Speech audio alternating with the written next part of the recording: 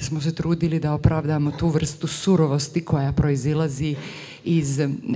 neću sad reći bukvalno gladi, ali iz gladi za onim što je moć, što je pozicija, što je nekakvo brz način da se nešto stvori. I to svjedočimo svi u svojim sredinama. Znači, taj koji se dokopa vlasti, moći, veze, pozicije, tu nema granica. Ono što je na mene najveći utisak ostavili u predstavi upravo jeste ovaj preokret i jeste njena potreba da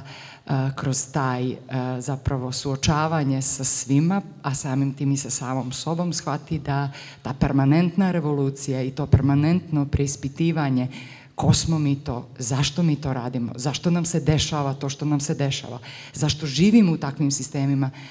moramo da neprekidno mislimo na to i u vaspitavanju djece i u obrazovanju, kako da budemo bolji, na koji način da promijenimo neke urođene modele